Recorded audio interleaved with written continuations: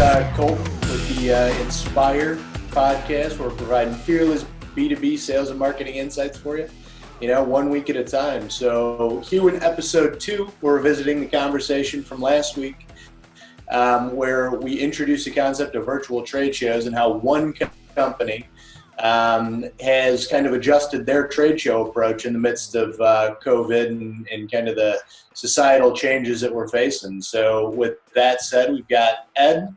Don't know if you want to say hey to everybody, Ed. Hello, everybody. Hey, no, thanks, Colton. Thanks for, I'm surprised you guys invited me back for a second round. I guess the first one must have gone well. You made my life as a host so easy just by running the conversation yourself last time. We couldn't help it. So, it's kind of glad to be a part of it again. Made sense. And, we also got Dale Dean. Dale, a lot of the audience probably knows you from last episode, but you want to take a second and introduce yourself? Yep. Hey, Ed, nice seeing you again. Thanks for coming back on the show. I thought Colton would have run you off, but I guess he didn't. So, I'm Dale Dean, the president of DeanHouston. So, we're here to talk to Ed about how the virtual trade show ended up going. So, yeah, absolutely. So, last time we talked, Ed, you said you were running this virtual trade show, and it was launching on Monday. Well, doing the math, that was a couple Mondays ago. So, initial impressions, man, how's it been going? Well, initial impressions, I think it's kind of succeeded everybody's expectations. We went into this thing not really knowing how well it was going to be received, as of yesterday, I think the people reported back to me, we had over 430 people actually sign up and go through the trade show. So that's, I think I initially set my goal, maybe, 200 people I thought would be a solid number. So I'm extremely pleased with over 400 attendees. So yeah, we're very happy with the response. Yeah, that's incredible. Getting 430 people to do anything in this day and age is a Herculean task, but especially now. So to get 430 people to this digital experience, how did you guys get the word out? What did the process look like? Yeah, so there's a couple different avenues, and we may have talked about this a little bit on the first episode. But the first thing was a mass bulletin that went out to a distribution list that we have. Both our distributors and then end users, that we've collected, over the years. So kind of a mass email, announcing what we were doing. The second avenue was our sales guys, our district managers. Kind of got the word out. They have their, the territories that they're in charge of, usually from 4 to 5 states. So they have their internal distribution list and the customers that they deal with every day. They notified them what we were doing. And then thirdly, we ran a series of ads, in petroleum publications, both digital ads and some other ads that people could go and they would see in these weekly and daily petroleum newsletters. So between just, a mass email bulletin, getting the word out on the street through our sales channel, and then through digital marketing, digital advertising, we were able to, at least get, alert people that we had put this thing together. So I think it worked pretty well. And Colton, one thing that when you got to the site, you had to go in and register. So you had to fill out a badge just as if you were going to a regular trade show, So it was real simple. But so when people come in, we could capture that information. We knew exactly who was coming to the site then, So that worked out really, really well. No, that's awesome. So, it seems like, Ed, you went and shot out, through several different vehicles, a notice to your entire customer base. You had your sales force go out and educate people that this was happening. Then Dale, like you were describing, everybody who got there through all these announcements had to give us their information. So, it sounds like not only did you have 430 people come, Ed, but you had 430 people come and exactly who they are. Is that correct? Yeah, yeah, absolutely. Which is actually, one of the best things about this. I look at that list of, 430 people, and, not only do we have their email addresses to do follow-up, because actually a lot of the people have requested additional information. But, we can tell, really what segment of the market they came from. That's actually one of the things that really surprised me was we got a really good cross section of, distributors, end users, regulators, and, and even from the international community, you could see that many of the people that had visited the site were from outside the U.S. and Canada, which was pretty exciting. And you look at that, Ed.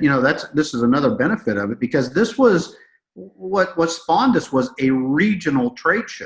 All right, and now we're actually reaching an international audience with this thing. So I think that's an added benefit to it. The other added benefit to it as well, Colton, was that as people would come to the site, now we could see where their interests were. You know what I'm saying? And so where did they go, and what did they do, and what did they engage with and interact with? So because they can be very selective in what they're doing, but now we know how to re-engage with them, what they're interested in. So I think that was a great benefit of it.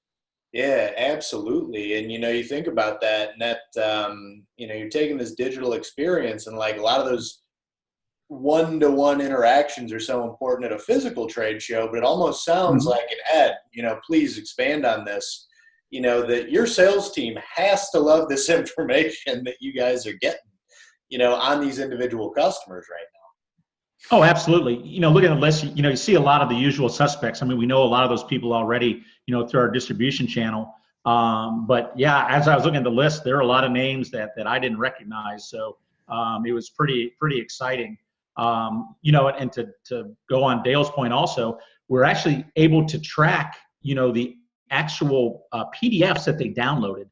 We gave, along with the actual product presentations, we had additional information beneath each of those presentations where they could go to the website and look and find additional material. And, we looked at how many downloads people actually did, and we know exactly the information that they were downloading. We had a lot of interest on the EPA regulations. We had actually published a document 3 years ago on that. There was some interest in that. And then, of course, a lot of our newer products. But we had over 56 downloads, within that 2-week period. So that was exciting to see that not only people were engaged in watching the trade show, but they wanted additional information and actually downloaded that information that they were looking for. Think about the utility of that data, because now like the market is demanding that type of content, and I mean, probably don't have enough time to talk about all the different ways you could leverage this on this podcast, but I know, you've got a little bit of a product development role too. I mean, that's got to have your wheels spinning, thinking about different features and messaging that you can get out to the market with your new products too, right? Oh, absolutely. And I'll say that's one thing that we have not slowed down on, during this whole shelter in place and everyone having to work from their homes or working remotely. You're right. I'm in charge of the product development team, and man, we haven't missed a beat. Even though we're all working out of our houses, we're still, pounding those projects and getting those things moved through, because we know when this thing finally lifts, it's going to be full go, and we want to be right back, in the position we are to introduce new products in the market. Hey, Colton, one thing I wanted to add, though, I didn't want to interrupt you there, but, one of the advantages to this, too, just as Ed was saying, like, so when people come in, we can see everything they do and everywhere they go. Now, you think about just a regular trade show. People walk in the booth, they come in, they see what they want. A lot of times, they just kind of come up, do what they're doing. They're not engaged with somebody else, perhaps. But now we know every person that comes in, everything they're interested in. And even if it is somebody that we know that we would engage anyway in the booth, a lot of times we're not capturing their information because we know these people. But now we're engaged with them and we're following up with them, routinely. Yeah. And to go on, and to that point, Dale, you're absolutely right. What I just thought of, people may walk through the booth and they may grab this product brochure or grab that product brochure, and we have no idea, what brochures they were grabbing. Now we know exactly what they downloaded and exactly what they were interested in. We know, exactly. And that's one of the benefits that I saw of it. So when you see 431 people, that came through, or whatever the number was, whatever it is today, I think that's what it was yesterday. It was up to 431 people. We know where every single one of those people came from, who they are, who they're associated with, and what they're interested in. And now we have a system set up that we're going to automatically be reaching out to them based on what their interests were, so we can keep that communication, that conversation going. Exactly. No, it's pretty powerful stuff, being able to get all that detailed information on specific customers and then using, your other technical digital marketing tools to kind of scale communications out. There's a ton of utility there, but also, think a little bit about, the types of people that are coming in. You had mentioned that like this was a great tool, Ed, to talk to, all the different people in different positions of your channel, from regulators to distributors to end users.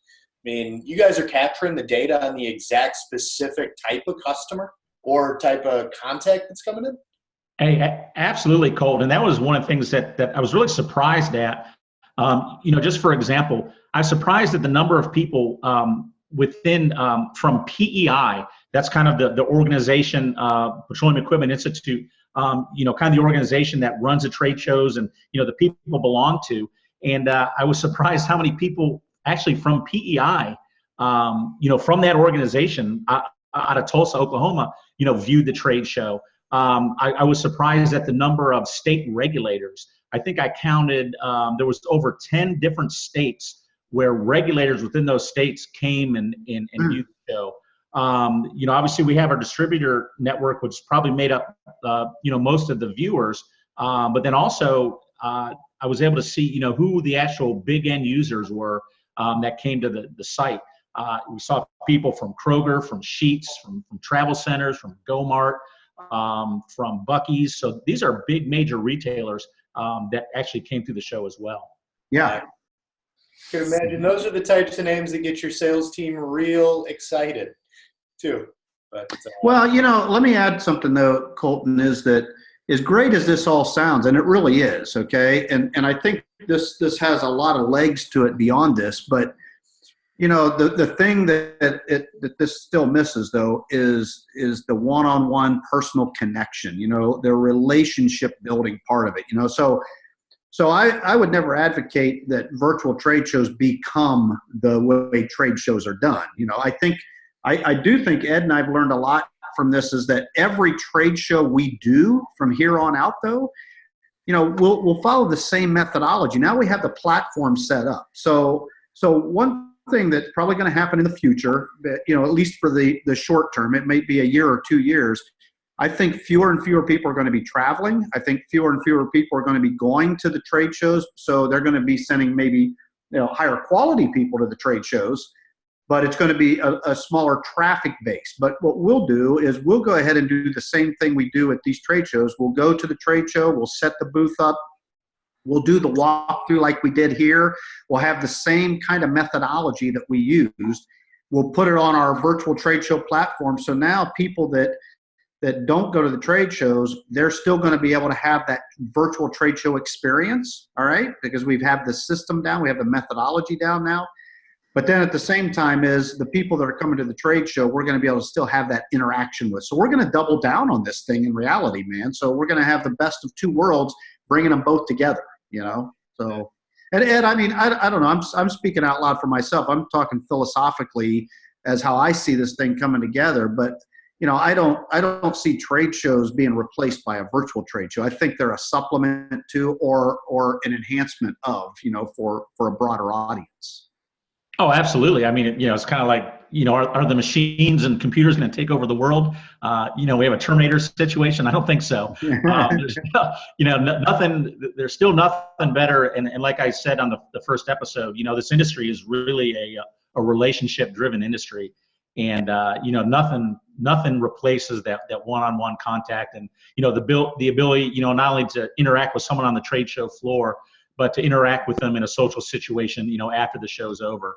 That can't be replaced. Well, but this adds, like you said, to that digital marketing piece. Absolutely. So between the two, the things we're able to do digitally now, and the information that we're able to track, and the people we're able to reach that can't attend the show, along with the people that we actually interact with at the show. Those two things together now, I mean, the impact of a trade show has just, increased incrementally. Absolutely. And, I kind of liken it to, like, for instance, television didn't replace live performances. As a matter of fact, shows are more popular than ever. You still want to go and see your artist playing live, or, going to a play, or, something like that. People are still going to attend those live because of that particular experience. But I can get on TV, I can buy a recording, I can search on it on YouTube. So now I can use all these tools to help enhance the experience, and that's what this is going to do. This is going to be an experience enhancement tool. Yep. Yeah. I don't know, Dale. Video did kill the radio star. Yeah, it did. That's true. At least according to Buggles. But now you can put 1,000 songs in your pocket, So exactly. But anyway. So yeah, and I'll tell you, Colton, you may or may not be aware, but we're going to extend this whole concept even beyond this, because we have other seminars and other type of activities that we're doing to engage with our distributors as well as our customers. And I think Ed, and I don't know if your platform is today, if your show is to talk about this, but we also are looking at extending this beyond just trade shows as well. Yeah, and actually, Dale, it even goes higher than that. Dover, who Dover is our parent company. One of their big initiatives this year is this whole digital customer experience and this digital marketing piece. So, and this plays right into that.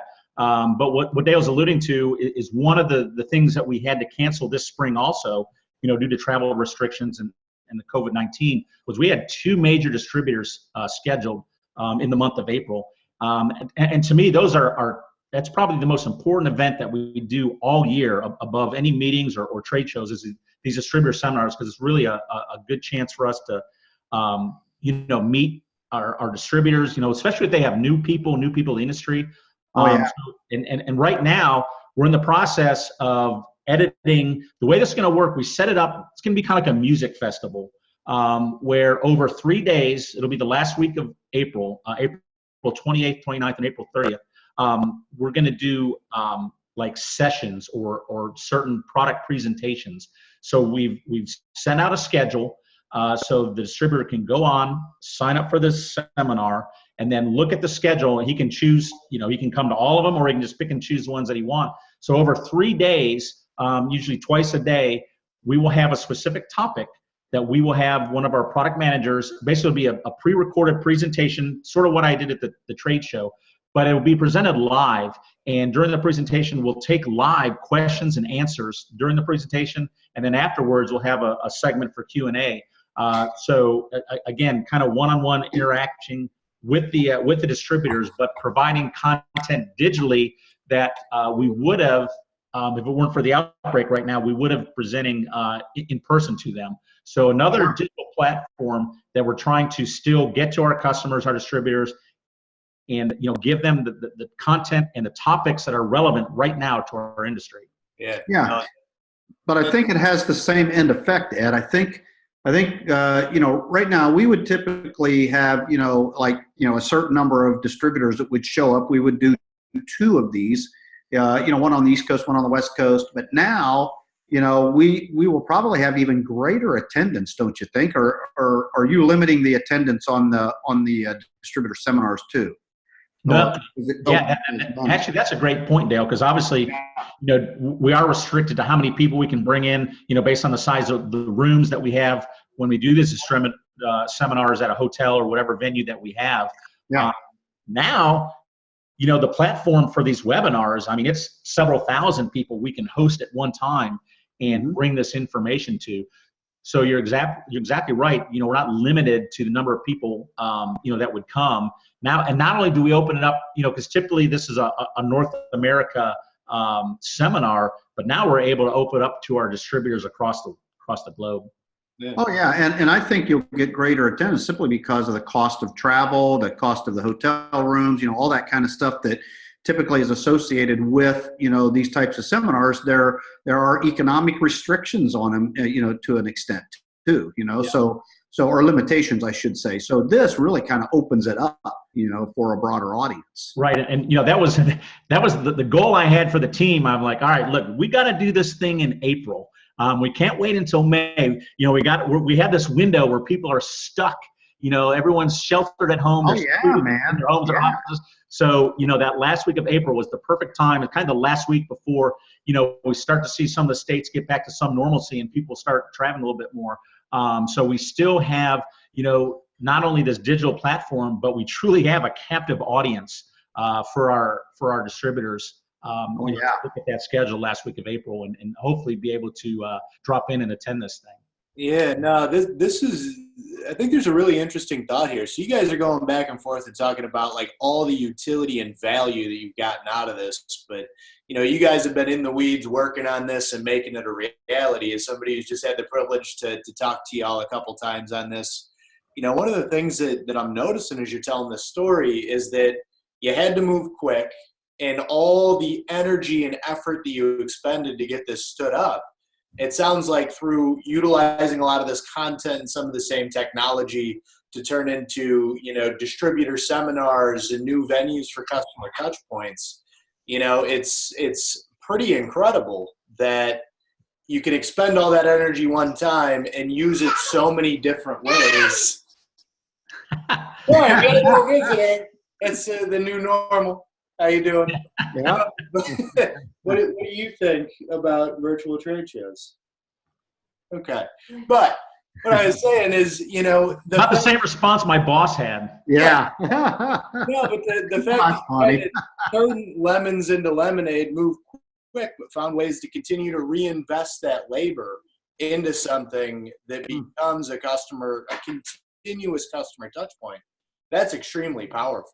Exactly, and that's exactly what we're doing with not only the virtual trade show. That's now on our website, and people can continue to go view that thing for forever, as long as we keep that thing posted.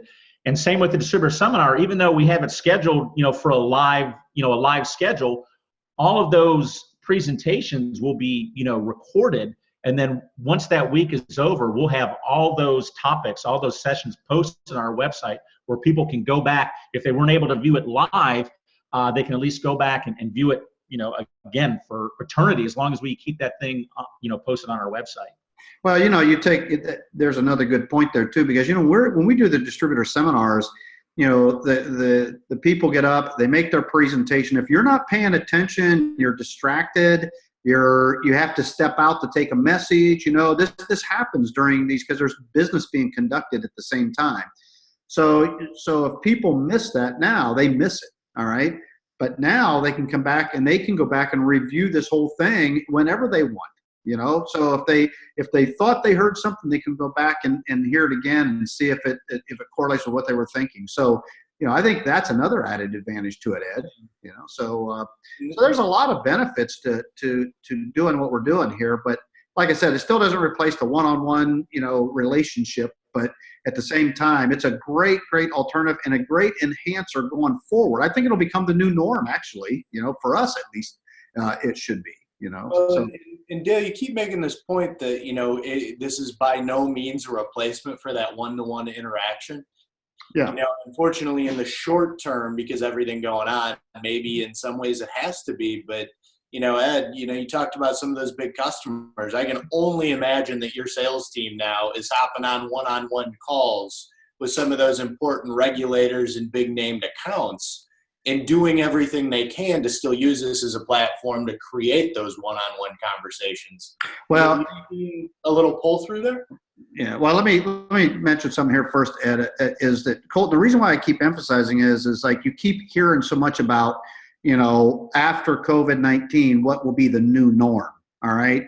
And the reason I'm emphasizing this is because I don't want people to think that virtual trade shows, virtual distributor seminars, that they are the new norm that replaces something before. Because as good as they are, as many benefits as we're talking about, there are still component parts that we can't, replicate via a digital channel like this, and so that's why I'm saying that, I just want to make sure that that point is well heard.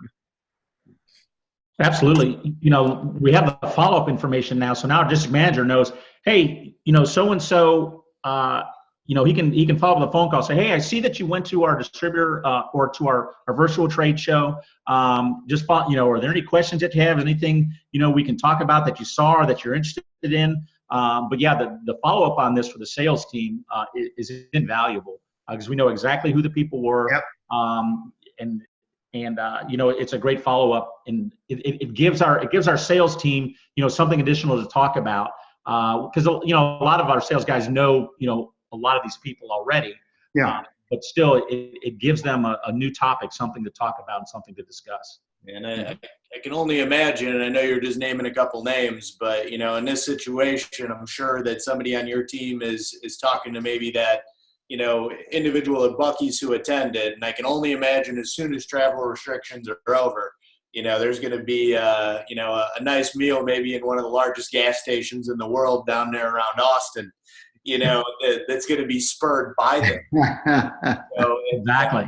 You think about it, the marriage of digital and then one-to-one offline interaction and how that's going to blend. I think, you guys are really kind of innovating and being the pioneers on what this can be for industrial products companies. Oh, I agree, man. And hats off to Ed. I mean, he spawned the whole idea, man, and we're just running with it and making it happen now, man. So I think that's excellent.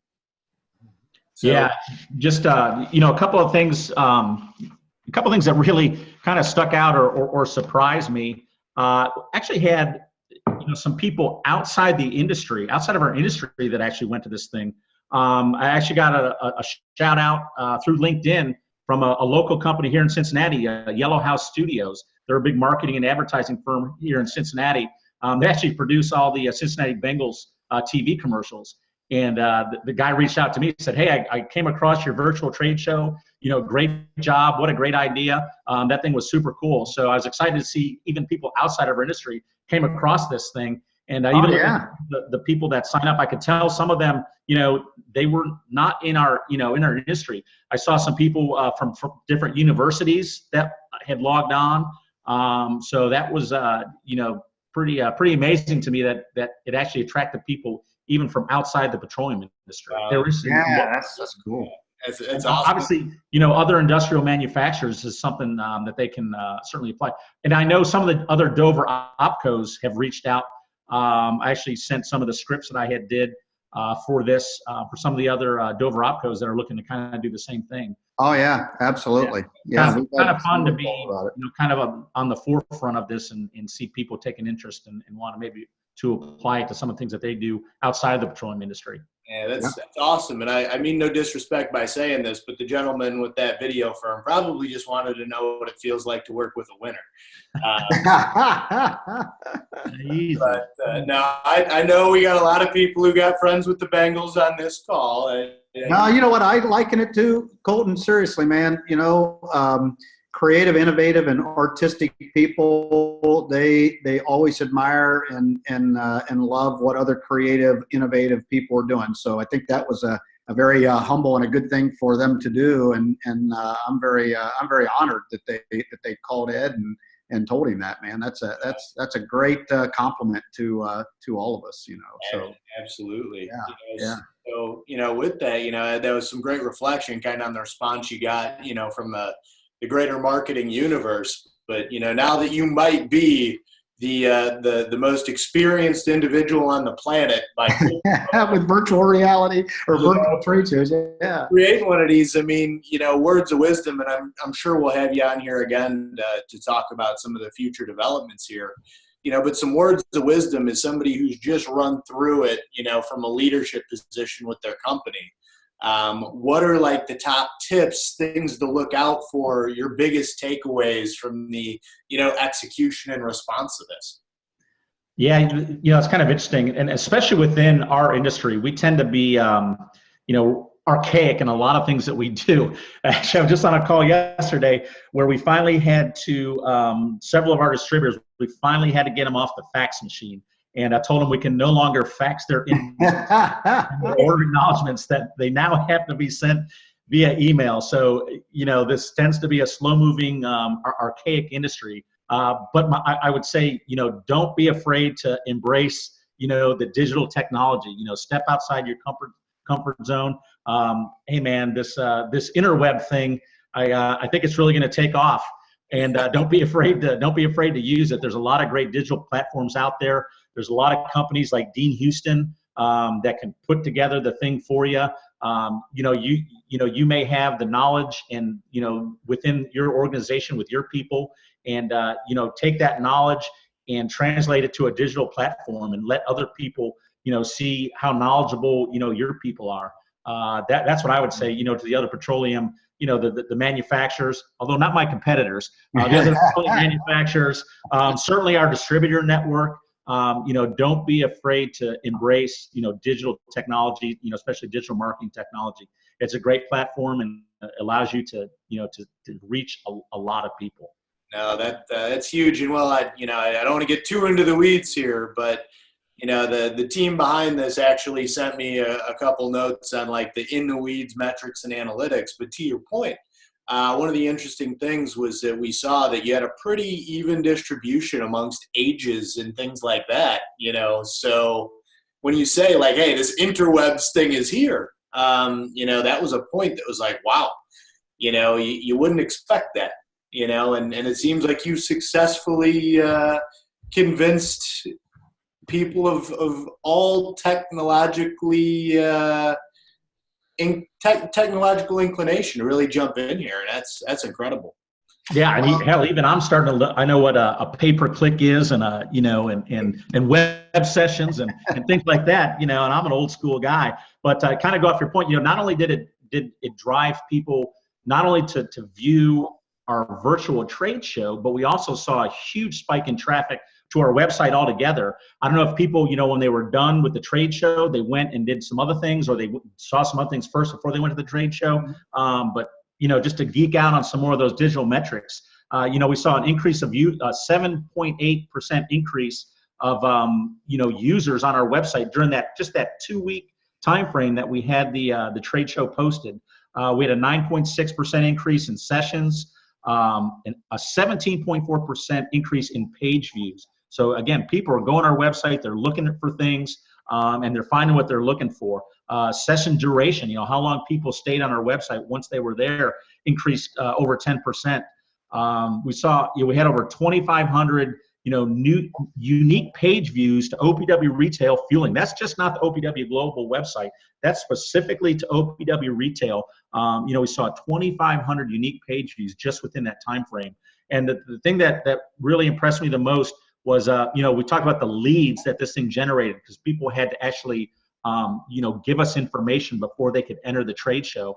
And just in that 2-week time frame, the leads that we generated surpassed all the leads from all of the first quarter in 2020. Just in that 2-week time frame, we were able to increase leads over anything that we had done throughout the whole year of 2020. So it's some pretty powerful stuff. That is, I agree. Well, with numbers like that, if this virtual trade show is a baseball player, it's getting my Hall of Fame vote. That's for sure. That's incredible. We talked about it in episode 1, and I told you, Colton, this is a bold strategy, and I got to be honest, I think it finally paid off. So just a little pop culture reference for you, Jason Bateman and there. Absolutely, man. No, and that's a great way to kind of close the loop on that. Do you have any other deep insights here? Or you ready to say, that's my story, I'm sticking to it, and if you got questions, I'm Ed Kammerer? Yeah, I think, I gave you the numbers. They were all the digital metrics, we hit it out of the park. We got the information that we wanted. We were able to get a huge cross section of people, like I said, within our industry, but not only in our industry, but outside of our industry. I was happy, that we had state regulators, end users, people from universities, just a wide range of people that were interested and, took the time to give us their information and able to view, what we were providing. And so it was, it surpassed all my expectations. So, but the story doesn't end. But the story doesn't end here, Colton, because next week, well, not next week. It is next week. The week of the 27th, we're launching the virtual distributor seminar. I think that it's different. It's kind of leveraging some of the same tools, but it's a different approach. I think that we come back together in a couple of weeks. and we talk about that particular event so that people can learn like what we can share with them, what they can learn to do their own, to engage with their customers and their distributor and their channel. So I think it's going to be a whole new pioneering adventure for us, Ed. So. Yeah, and I would say for those of you that that struggled through the virtual trade show, you were stuck with me for that whole thing. But I can tell you, the distributor seminar, I'm not doing any of the presentations. I got the product managers. I'll maybe do an introduction, but I got the product managers that are doing the presentation. So you get to see someone else speak besides me.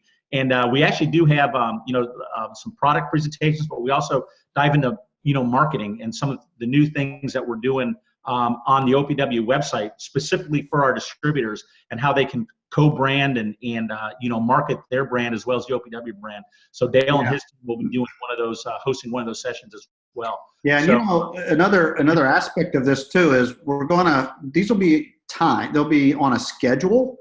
So unlike the virtual trade show, you'll still be able to go to the distributor seminar. You'll be able to go and look at it afterwards if you can't make it. But if you make the actual sessions, then you're also going to be able to ask questions, and the presenters are going to be there live so they can answer the questions live, just as if you were at the regular trade show or at the regular distributor seminar. So it's going to be a unique experience and a unique thing, and I think we're going to have an incredible turnout for that, Ed. Yep, and kind of my last plug. If you're interested in viewing the the virtual trade show or signing up for the distributor seminar coming up next week, all the information is available on www.opwglobal.com. Or you can reach me at ed.kammerer, that's Kammerer, at opwglobal.com. Now, very good, Ed. Well, thank you very much. Yeah. Absolutely, man. As always, you make this way too easy on me as the host.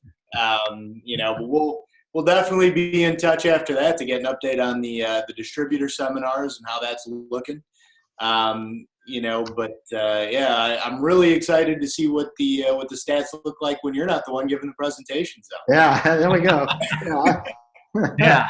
So hopefully this everyone stays safe, and hopefully we start to get back to normal soon.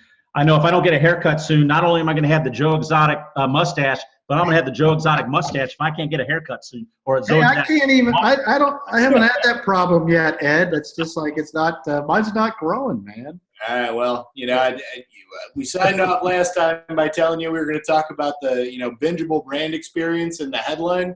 I think Ed Kammerer, the virtual trade show king, maybe with a creative Photoshop, is going to be the cover of the next one. Oh yeah, I like that. I like that moniker. Yeah, he deserves that one, man. Yeah, be on the lookout for my mullet. Like I said, if I can't get a haircut soon, I have a mullet. I cannot wait, man. We'll be sure we'll catch up with you in a couple weeks, man. We'll make sure you're tagged so everybody in the audience, if they got questions, can reach out to you directly. But as always, man, we truly appreciate you hopping on here with us. And Dale, I guess thanks for your involvement too. Yeah, I'm here to support Ed, man. That's it. So, hey guys, thanks for having me. See you later, guys. See ya. Have a great one, everybody. Talk to you soon. See ya.